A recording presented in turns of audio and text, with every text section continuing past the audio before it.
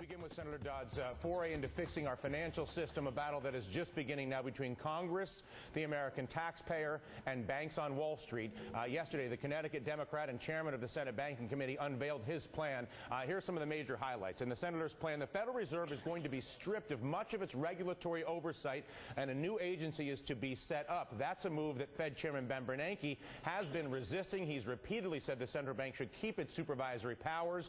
His concern that a regulatory agency would interfere with the Fed's ability to lend in the event of a financial crisis. Others praise the move because it strips the Fed from being able to prop up too big to fail institutions, let alone punishes them for their failure over the past 10 years in allowing the banking system to become what it did, costing the taxpayer what it. The House Financial Services Committee is in the process of marking up its own legislation. Democratic leaders there had said they wanted a reform bill by the end of the year, but with the clock ticking, of course, that may be difficult as both houses are going to have to work out some major differences in those bills and get the White House on board. One, the treatment of that crooked insurance market. Dodd far more aggressive in many ways than the Frank bill. Joining the meeting from the Capitol, the chairman of the Senate Banking Committee, Senator Christopher Dodd. It is a pleasure to have you with us, Senator. Thanks for the time.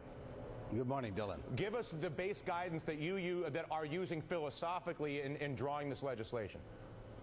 Well, it begins with the notion that we have an architecture of federal regulatory structure that some of it dates to the 19th century and the rest of it the 20th century. And here we are already approaching the second decade of the 21st century, and it's just so outdated. It's a hodgepodge. It's an accident more than anything else. And so it's been a need, and I'm not the first one to call for this. Over the years, there have been others who have suggested major reform. The problem has been, Dylan, in the past, there hasn't been the perceived crisis, and so the ability of Congress to pay attention to this and others, this is not a time to be timid when it comes to restructuring the architecture of our financial services sector. The biggie for everybody, I think, as we watch, and you can see the lobbying money that is coming from the banks, they are very profitable because of so many of the loopholes that are in the hodgepodge that you just described. Right. And I have to imagine that by far, I'm certain of it, that your most formidable opposition to closing loopholes like the foreign swap loophole, even to closing the loopholes that you have closed, like the user loophole. I can go down that list, the clawbacks. How do you resist and how do you fight the loopholes and the lobbyists that are lose money if you do this? Well, my argument to this, what we're doing is in your interest here. Having clarity and transparency. Your customers need this. You need this as well. Shopping around for a regulator of least resistance in your charter is not good for you, not good for your customers, not good for the country economically. They know that as well. I mean, frankly, they come to me, and I know many of them make their case, but in their heart of hearts, they realize what I'm talking about here makes sense to them. At the same time, I mean, let's just look at the foreign loophole, right? I run a bank, and I know I look at my profitability, and I'm not making nearly as much money selling stocks as I used to because of technology. I'm not making nearly as much money selling bonds as I used to because of technology. You get it. This is an American phenomenon in media, in tech, in music, and yes, in finance. But I get 40% of my revenue from foreign swaps. That's $18 billion. That's one of the last reserves of sort of fat profits for a bank in a world where technology is forcing more efficiency, which is great for the rest of us, but it's not great for the wide profit margins of a bank. Well, here, and again, it's a good point, Dylan. And first of all, we have some cross-jurisdiction here that I've got to deal with. I know this I hope you'll understand this. The Agriculture Committee, which has jurisdiction over the CFTC, and so we've got some jurisdictional questions. Your point about the foreign swaps is a very, very strong one and good one. And I've thought a lot about it, including such things as maybe making it prohibiting foreign institutions from actually having the right to do business here if, in fact, they leave this door wide open, as we've suggested. But it's a very legitimate point, and we haven't quite figured out yet how to deal with it. But a pretty strong piece of legislation, not the only one making Wall Street nervous this morning. There's another. Senator Maria Cantwell has introduced her own measure to curb crooked insurance by calling it what it is: high-stakes gambling with taxpayer trillions to back it up. Her legislation would put all derivatives trading under the watchful eye of state gambling authorities and give them the right to intervene if necessary. Remember, slot machines in Reno have more regulation on them right now than this multi-trillion-dollar slot. Senator Maria Cantwell right now. Senator Cantwell is a member of the Senate Finance Committee, chaired by Senator Dodd. And Senator Cantwell, before we get to your gambling legislation, in a nutshell, your thoughts on the Dodd bill. Well, I think Senator Dodd, in putting out a discussion draft, is trying to have a very deliberative and open and transparent debate. And so the fact that he closes the end-user loophole is a good start. And we have an issue with the foreign exchange loophole because it's part of this bill that will be moving to the Ag Committee. We want to make sure that that loophole is closed as well. Yeah, let's just talk about that for a second, because that loophole is very profitable for the banks.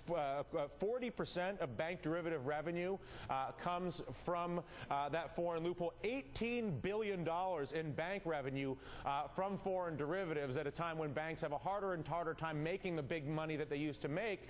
It's because of technology. You can see more. So again, selling stocks and bonds ain't what it used to be. Protecting the secrecy around the foreign market is critical to protecting the bank's profitability, Senator Cantwell. I have to imagine the lobbyists will give you a lot of pushback. Well, the whole derivative market is something like a $590 trillion market. It has just ballooned in the last decade or so. And the foreign exchange swap is the second largest swap. So we're talking about tens of trillions of dollars here that could continue to flow through a dark market. That is, I'm sure it's a profit center for a lot of these companies and banks, but it's not what is in the interest of the American people in having transparency. Yeah, but I'm just saying, you're probably, with 25 bank lobbyists for every consumer lobbyist, I imagine, and a few dozen $1 billion on the line in the last profit center for the big banks, I imagine the banks are going to fight this one to the death. Well, they are, and I think a lot of people in the American public, feel like Treasury has J.P. Morgan and Goldman Sachs on speed dial, and what they want to know is, are you listening to the American public? Because they're, at unemployment at 10%.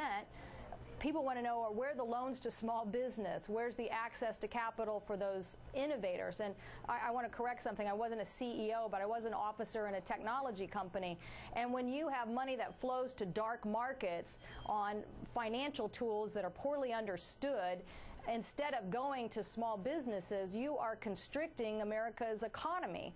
And I believe in investing in those small businesses that are going to help our economy get back to full employment. Yeah, but let's talk about your gambling amendment, and then I want to bring Rob Johnson and Sean Cota, who is a user of these types of instruments, or at least somebody who they would want to sell these instruments to, somebody who buys and sells heating oil throughout the Northeast. Let's talk, though, for a second about your gambling amendment. You say, and this goes back to that Commodity Futures Modernization Act of 2000 that was enacted under the Clinton administration. Larry Summers and Bob Rubin, along with Arthur Levitt, endorsed this law. This created basically no regulation for any of these derivatives. It's why slot machines in Reno currently are much harder to get more of than any regulation over credit default swaps. And here's the key exemption. It says this chapter, this is in the old bill, this chapter shall supersede and preempt the application of any state or local law that prohibits or regulates gaming or the operation of bucket shops, basically saying that any gaming regulator or securities regulator does not have the authority to supervise credit derivatives. Why would they deliberately want to exempt gambling regulators from supervising a market that, once they created this exemption, we can all see absolutely exploded and allowed the bonuses to be bigger than ever, and as a result put our economy on life support?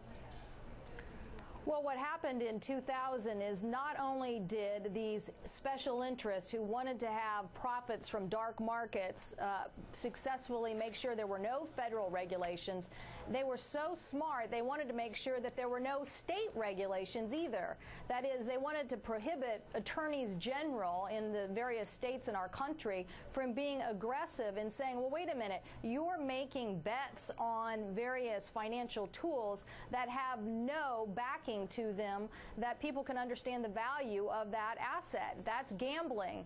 And instead of allowing the state regulators to join in and do something about that, the 2000 Act prohibited that. Yep. So we want to get back to having everybody be empowered to make sure this kind of corruption that is making profit through dark markets with lack of transparency is stopped, because it's costing the American economy jobs. Yep, that's as simple as it can be put. Senator Cantwell, good luck with your efforts. You certainly know you have our support and the support, I believe, of every taxpayer in America and everybody who's an investor, an innovator, or a worker, somebody who would seek to actually create value.